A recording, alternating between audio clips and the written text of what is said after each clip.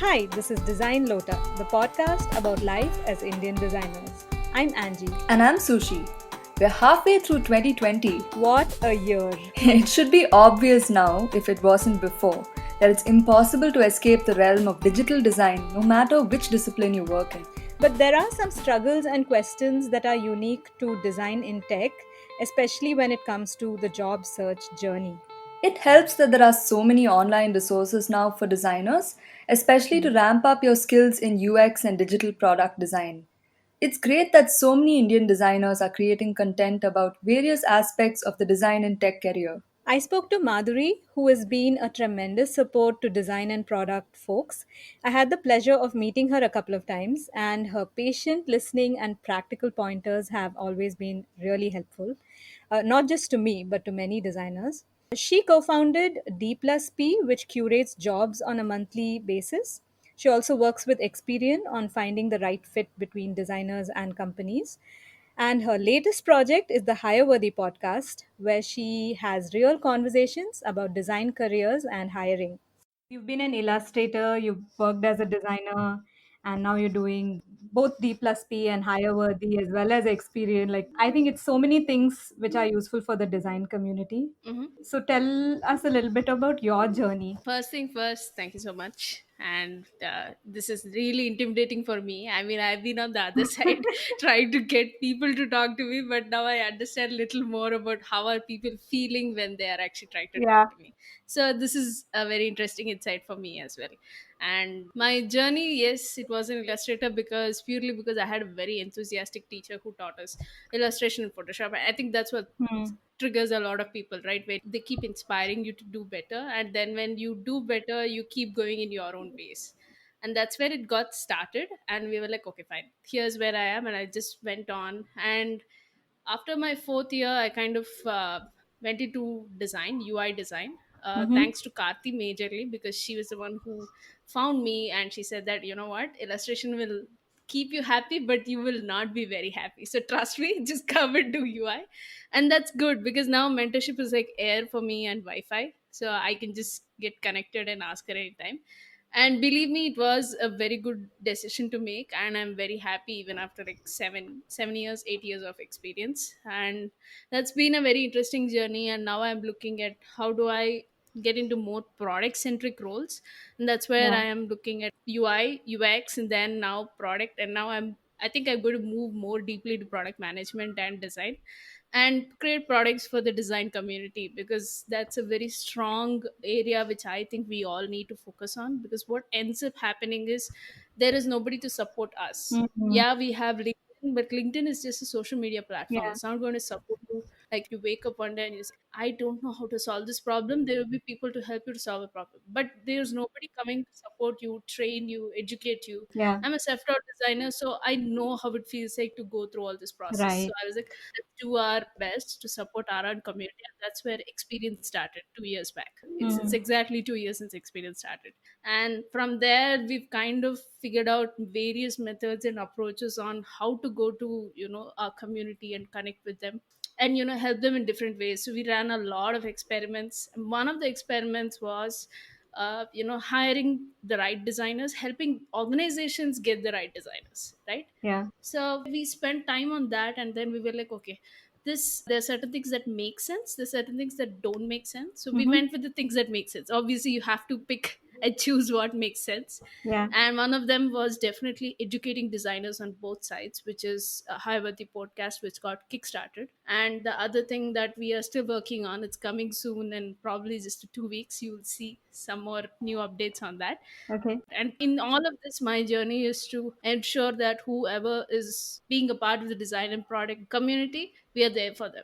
Like, you can reach out Mm. to me anytime, and I will still be available for all of that. And in this, DPSP is a very pivotal part, because end of the day, everything cannot be justified with a dollar value. You cannot say that, this will give me returns in terms of dollar value, right? Yeah. There are hundreds of job portals, and what happens in the day is, hey, they're all trying to make money out of your this thing. I don't collect your profiles. Even though I collect it, somebody else is going to hire you. I'm not going to sit and make money of the data. That is not going to happen. So we just wanted to flip it and say that, you know what, job should be provided for free. At least the communication should be free. It should not be like, hey, you come to my place, create your profile, pay some money, get none of that. If you feel free to donate, you can donate some $5 or something so we can keep the efforts going. But that's about it. We don't want to make it like a very strict process, data oriented thing. No, you come, just get your information, move on. Design is all about that, right? You enable that person, you move on. You should not hold them, and there's no customer acquisition and all of that. So that's been the premise of my journey along with the work. And for me, there was one important quote that always keeps standing out to me, and especially these days it's very important, is you should measure your life in projects. And the more number of projects that you have is more you can see your own progress that is happening.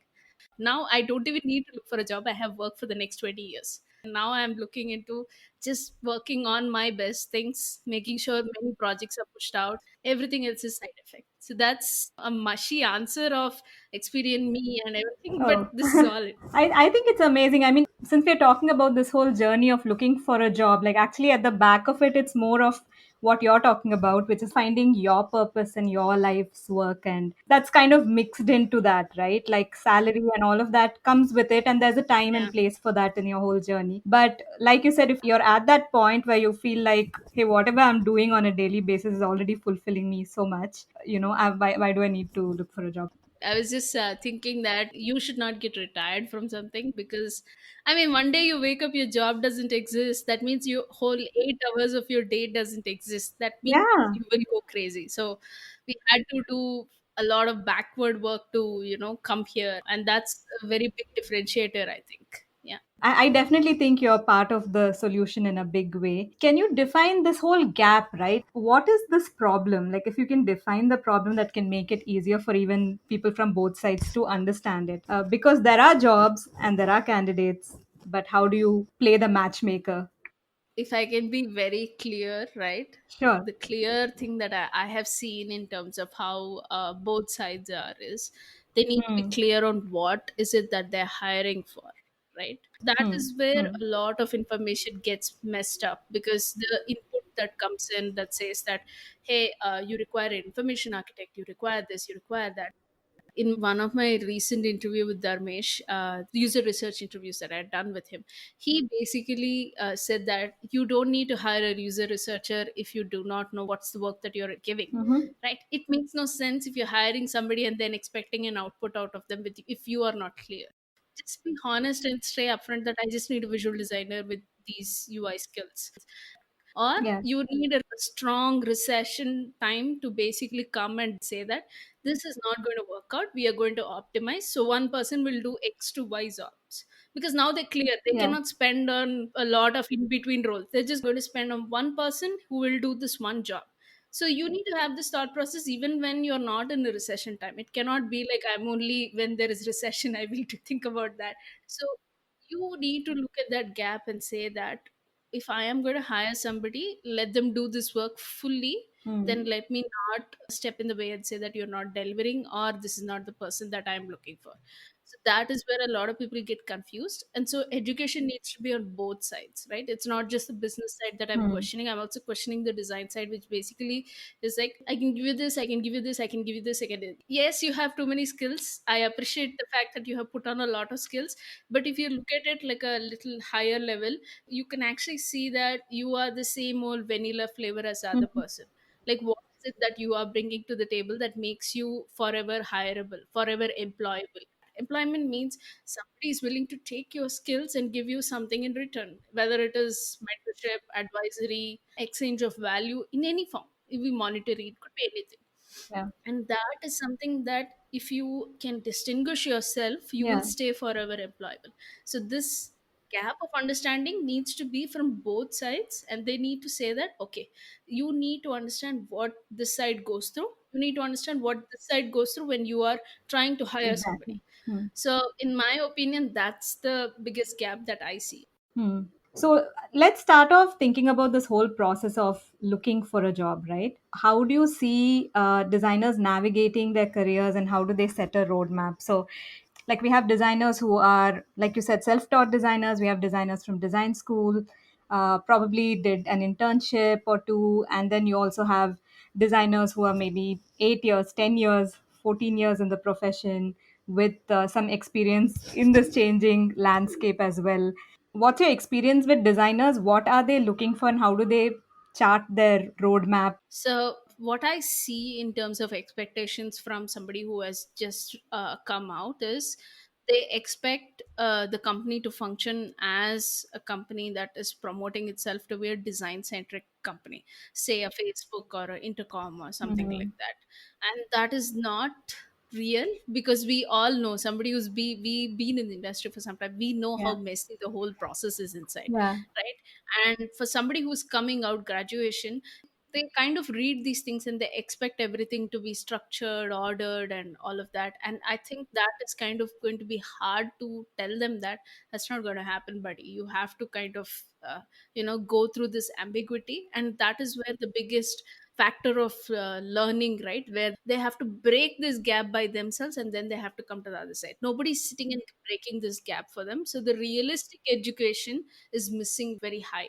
So if you can't train for the right inputs, then how will they expect the better outputs?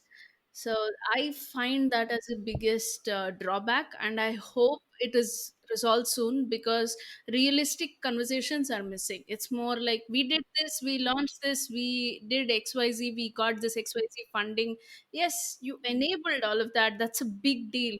But who is coming and talking about the number of rifts we have between our own colleagues? Who is talking about how do we deal with collaboration, giving the right feedback, ensuring that you, when you are transitioning from IC to design manager, who's going to come and say that is this working, is this not working?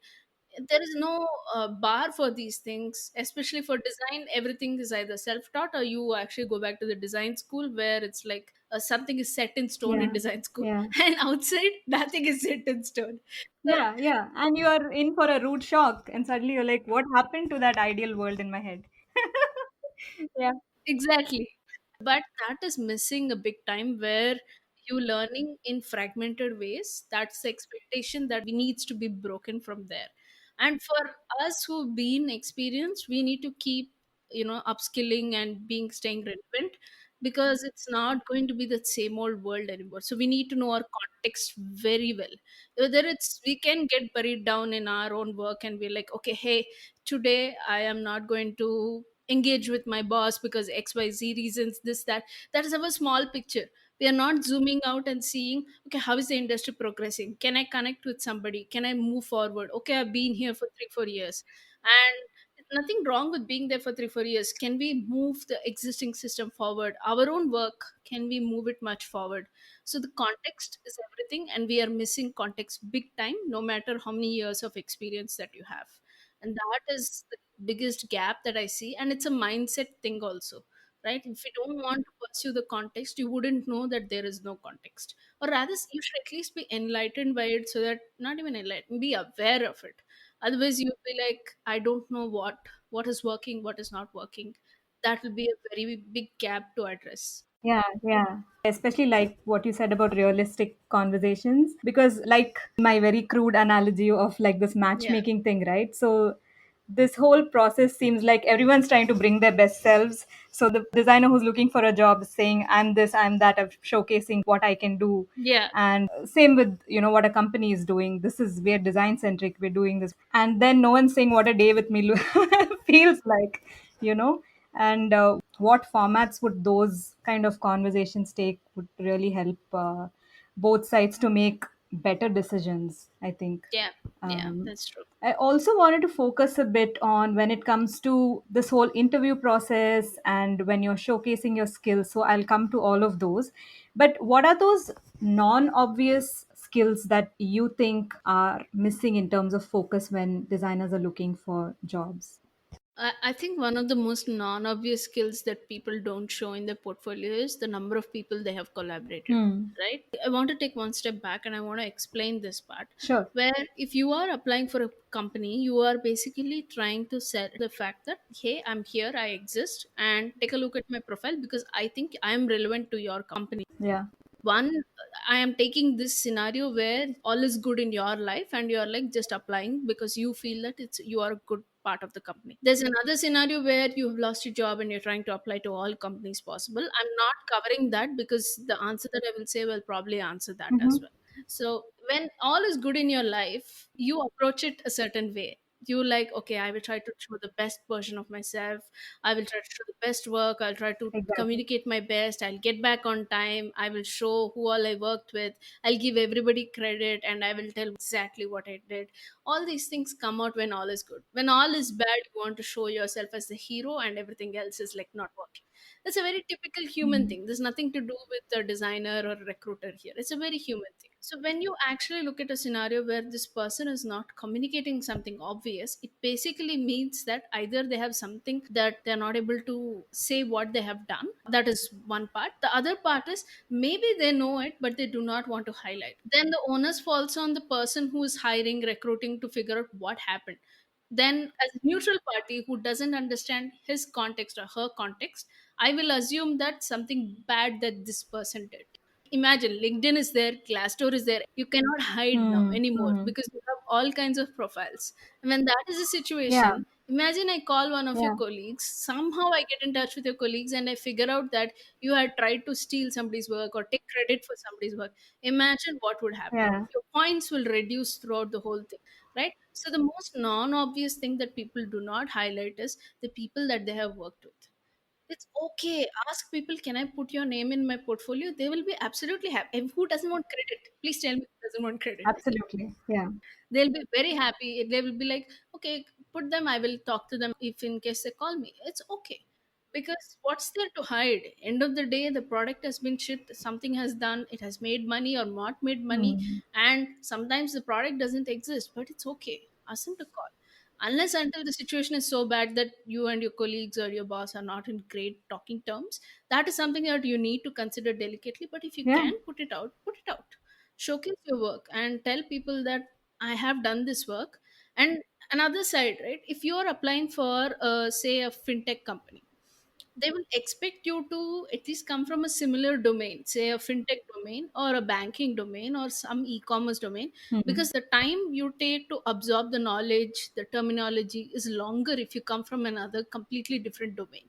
And that is why people ask, have you done my kind of Yeah. work? Have you done my kind of work in such a way that I can understand my work through your work? Like that is how it is. End of the day, it is like, what are you doing for me? That is all we will look at.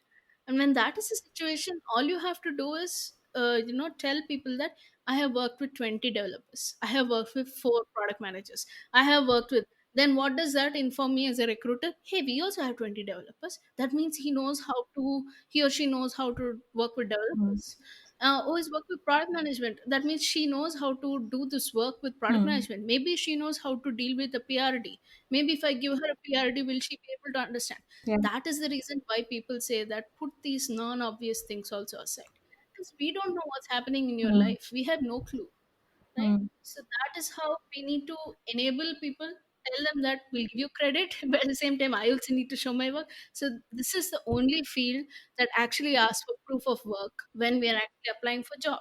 When you're looking at other fields, they are like, okay, you're a mechanical engineer, probably they will just do some background checks, verification, and all of these things. I'm not so aware, so I could be completely wrong on that, but that's what I've seen. There could be some examination tests because they're all scientific, very structured programs. Design is too, but a lot of times we fall into the folly that, hey, I can also judge design. It's basically boxes and buttons. I can also do. You just don't Yeah. get the fact that it's not really a judgment based thing. There is a lot of science behind design, and that is missing from the recruiter side where they need to be trained with the designer. There are very few recruiters that are trained with the designer, and that's why open up your portfolio in such a way that a 5-year-old can also understand what you. Yeah. It takes 30 seconds for somebody to go through a portfolio because they get almost 60 applications. If you can't write, please do a video. I will watch a YouTube video. I don't mind. That's a great idea. When you're writing a case study, we talk about the design process and we just say, then I did this, then I did this, then I did this, and finally, here, look at this. But between those steps, what happened? How did you collaborate? So we need to think of ways to bring out that aspect, because that's where I'm saying this is who I am and this is how I handled this whole situation. Yeah, and it's also how we solve this problem. You should show it's never the scenario that I have one problem statement, I have one solution. You Mm-hmm. have one problem statement, you have 10 to 20 solutions that you can solve. So, why Mm-hmm. did you choose that one solution to solve? Okay, you don't have the reasoning. That's fair. Can you please get the reasoning for somebody who has chosen that reasoning and tell them that you have gotten this direction from the product management or your senior UX designer? And then say that this is the approach we took, these are the options we came up with, and this is what we did, right? So that is Mm-hmm. something that is very important. Or what ends up happening is people will tend to assume that you do not think through the whole problem statement because they don't know you, they're only seeing what is presented, so obviously I will assume that. So you need to change that way of communication. That's why I said video is faster, because you're seeing Mm-hmm. me, you're seeing my body expression, you're seeing my non-communicative aspects. How do you communicate certain points that are not comfortable for you? Everything comes through in a video, and a lot of interview process can be reduced by just doing this part alone, right? So when we launched last year, one of the experiments was this, and Yeah. could bring down the whole hiring process of, the phone interview. All of it was completely cut down and only came down to two rounds. One round is by me, the second round is by the hiring manager. That's it. Anything more than that is a lot of time waste for a lot of people. And when you give this video to the people who are interviewing, they can go ahead and upload it in wherever they want. And it also becomes like you're also in the room. Like everyone got the same idea of who this person is, because after a certain point it becomes hearsay, right? Like you were in this room, then there were like five rounds of five different people talking to this Yeah, person. yeah. I was thinking about this whole aspect of basically by looking for a job, right? You're thinking of one is who I am, and this is what I want to showcase about who I am. Yeah. What can I handle right now, which is related to your priorities at the moment? Also, in terms of, like you said, if I've just lost my job, then my priorities are quite different. Hmm. And also, what I want to do. So, I may have a dream company in my mind and all of that. Can you talk a little bit about this whole self awareness aspect? I actually did quite a bit of work on this. So we call this in Experian as a simple process called point A. What's your point A? That's the self awareness that we have. So we actually ran this as an assessment for every person that took it as a job seeker. So if you come to us, we do it, right? Now I've not Hmm. started that as a product because I've been tweaking it a bit, but that's something that we want to bring it out to Hmm. everybody. Where you come, get your portfolio assessed, get your work assessed, you will know that, okay, hey, this is what is going to happen, and this is Yeah. where you are, right? So a lot of times somebody wants to go to Google, always, right? It's Gmafia. It's exciting. Everybody wants to go there. Everybody does the best work. Yeah, it is good work because your impact that you have is in millions. It's not in billions. It's not even like, hey, this 1,000 people are impacted. No, no, no. You want 10 million impact. Okay, cool, right? So when that is the situation, you need to know where you are. When you are probably an average Indian designer working in a services industry, it's because almost 80% of them are in the service industry if you look at the numbers. And if it's services industry, for you to cross services industry and go into consulting, big deal. For some, by perchance, you have moved from consulting and then into product. Your product now needs to be in one of those Unacademy, Byju's, Ola levels. Then only you will be able to be recognized by, say, a Microsoft or a Uber or something like that. Hmm. Right? So that is the trajectory that usually you need to take. Yeah, you can skip all of this trajectory by going to a good university, but end of the day, you're going to go through the same process that a normal designer has also gone through, right?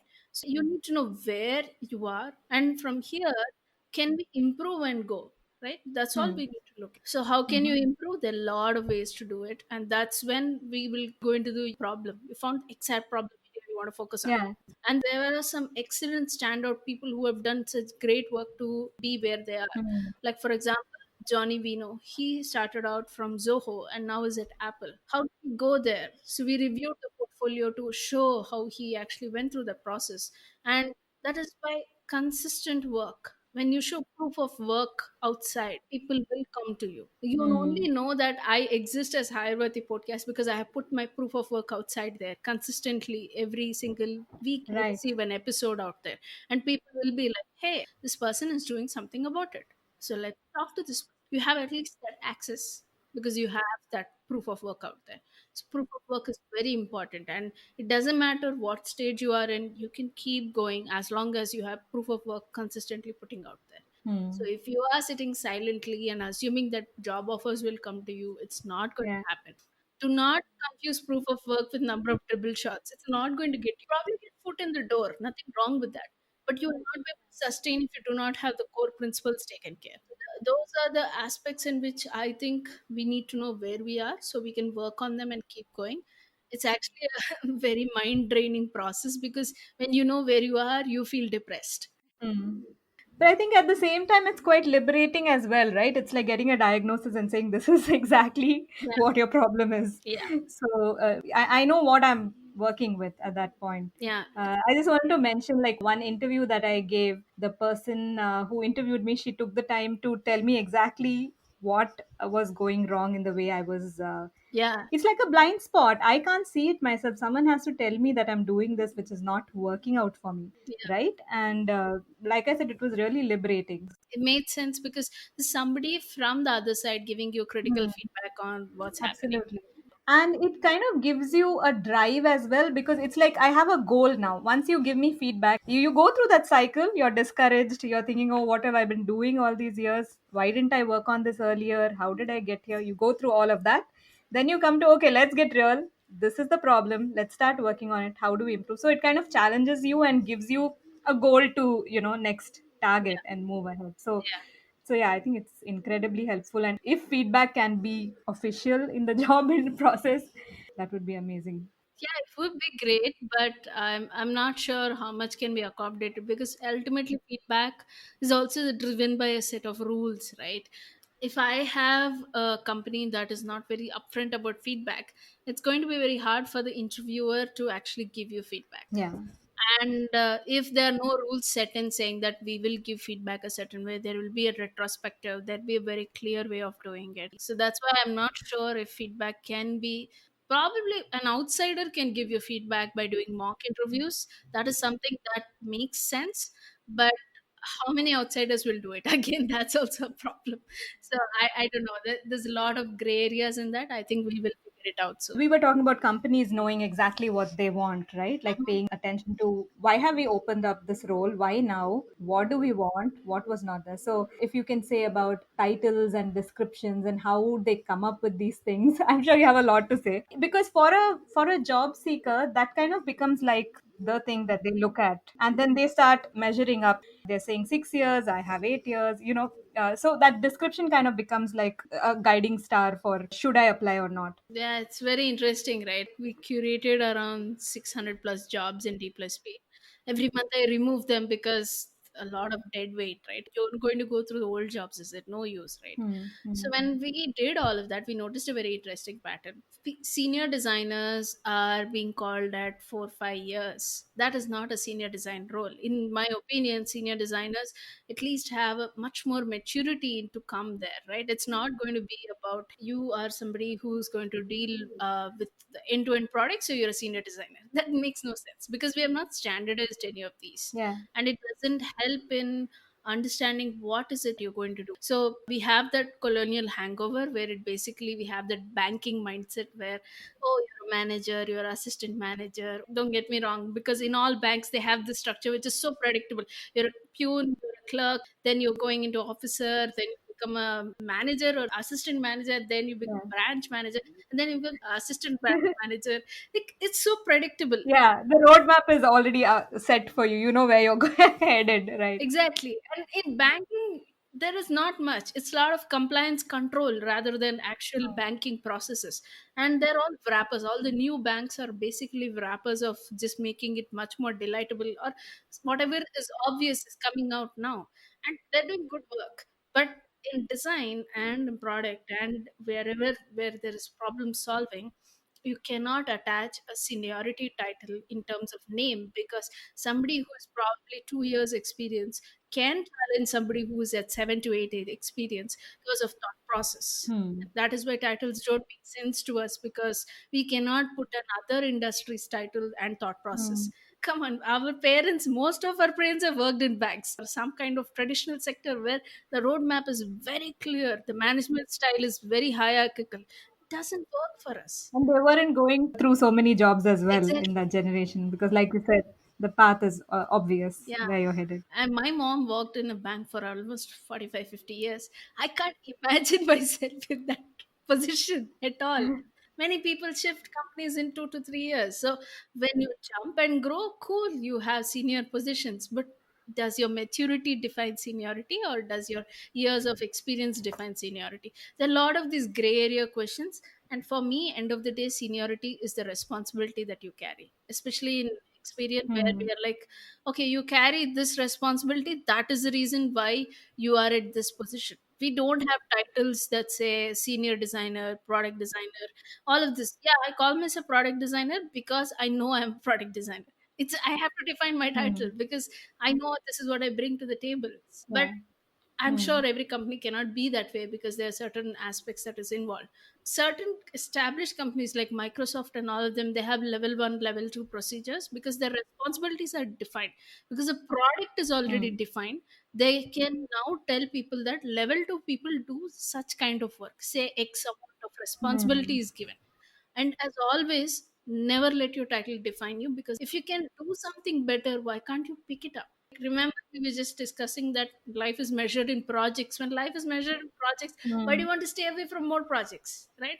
So it makes no sense to be that way, and it kind of ends up being like, okay, oh, this is out of my responsibility, out of my comfort zone. Then when will we grow, right?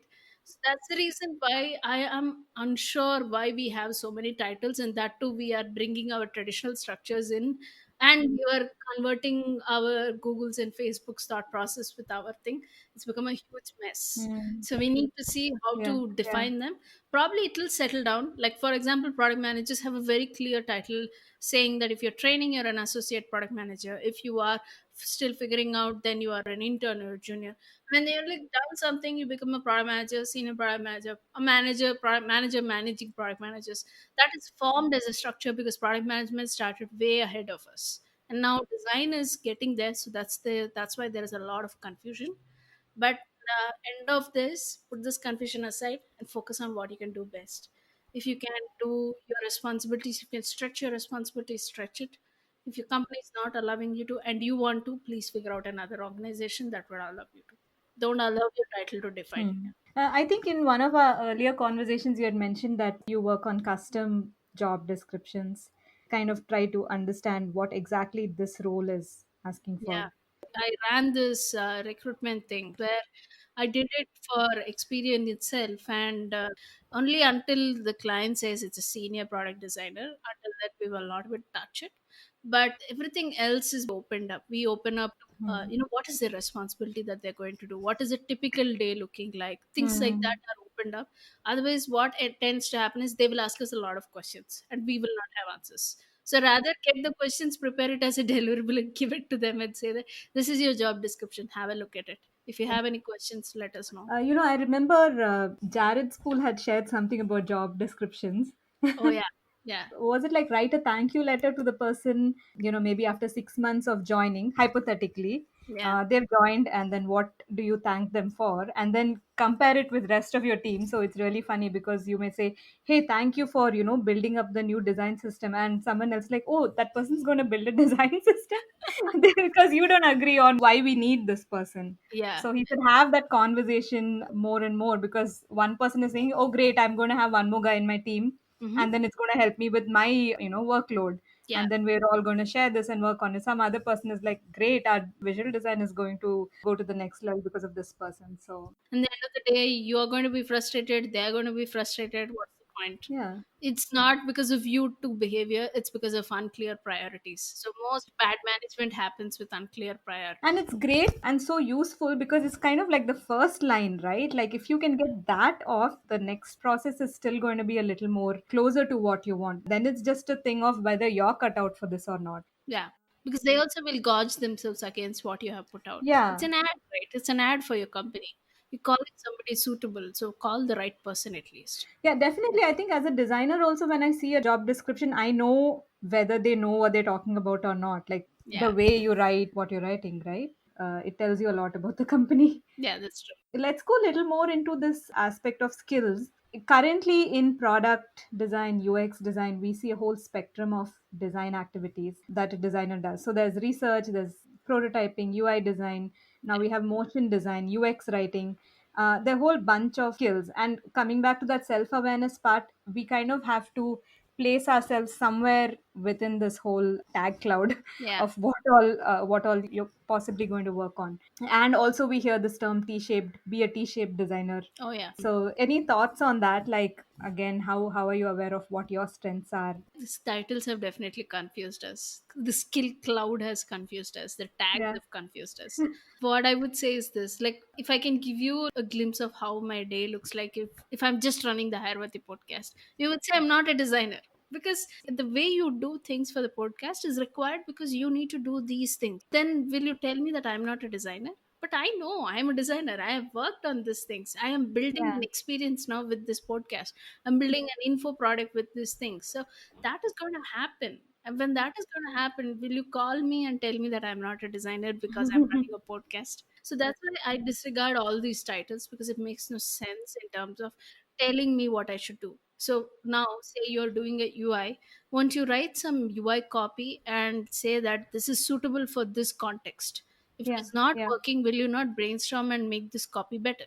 Yeah, there are people whose full time job is to do that. There's nothing wrong. But will you provide your inputs or not? So, will you suddenly go to your LinkedIn and put thing saying that I write UI copy, I'm great at UX writing also? You need to collaboratively come out with that copy with your team, but you have put your first step. So, no matter what the situation is, we need to be aware that we are doing end to end work. Especially if we are unable to communicate our insights, or hate the word insights because many people don't know what insights are. When we are trying to go from research, even if you do desk research, to basically doing UI, Hmm. you need to do that because somebody cannot visualize what this desk research is coming across as UI. And you, as a designer, have to stand in that center and say that I have taken points from here, and this is the output that your customer will see. Exactly. This is the power we as designers have. If we cannot do that much, then we can't call ourselves designers. And that is what I call as a T-shaped designer, because you are standing there rooted in your strength. Your strength could be UI, your strength could be user experience research, your strength, that depth, that part of the T. Hmm. But you should be aware of the other parts. How does your developer work with the design? Hey, you gave a fancy triple shot. Now how will your developer develop Yeah. it? Does he have the time and constraint to sit and do all of this work? Okay, now my developer cannot develop it. Now you scale it back to the previous, like a simple design which Hmm. follows a clear pattern and interaction design. Will you Hmm. call yourself an interaction designer at that point? There is a spectrum, you have a depth. Yeah. Approach from your depth and ensure that all the sides of your collaborators, Yeah. all kinds of people, understand who is where and who is what. Otherwise, there's no point in working in design. It's not a solo game. Yeah. Sometimes I do get into the rabbit hole of me delivering on my own, without involving anybody. But I see my output, it's not so great. So I have to Hmm. involve somebody and make sure that this is better. Hmm. I think also knowing when to approach whom is also part of the horizontal part of it, right? Maybe I'm really good at UI and I know this copy is supposed to say this, but my words are not good enough to say it. So at least I know I'm trying to say this. Can you help me say this? Yeah, the key aspect is knowing that you can collaborate. You're not a small T sticking there. And I don't know. I'm just making this analogy on the spot. Like, you have these so many teeth in your mouth. And Hmm. only if all the teeth work together is when you will chew your food or Yeah. talk something. You have a certain syllables. If you Hmm. even miss one single teeth, it is Hmm. going to work entirely differently. Yeah. It cannot work the same way. Hmm. And that is where, you have to understand that you are not a shining star. So you have to be aware of that before you move into much more deeper levels. Wow, Madhuri sure is a powerhouse of support for the design community. This is also useful for design teams wanting to recruit and grow, and it's important to evaluate your requirements before launching into the hiring process. For job seeking designers, it's encouraging to know that with self awareness, one can greatly improve their prospects while filtering out the opportunities which may not be for them. That way, some rejections can even feel good, like it wasn't meant to be. It's always beneficial to know your point A. I found her theory about measuring yourself in projects quite Hmm. fascinating. It makes me wonder about all the incomplete work I have lying around. Well, incomplete work need not equal unpresentable work, right? Especially in tech where everything evolves so fast. You need to put on the recruiter's hat when you're putting your work together before applying to the position, but also remember to put it aside when you're working or creating. That's a good tip. Don't lose your authenticity in the quest for employability. Ooh, that's a t shirt quote. Hey listeners, what have you learned from your job search journey? Tweet to us at Design Lota and tell us one thing that helped you in your job search as a designer. You can find references and the transcript for this episode on our blog designlota.com. We'll be back with part 2 of our talk with Madhuri on face to face interviews, the emotional aspect of the job search journey, and more. Until then, Bye.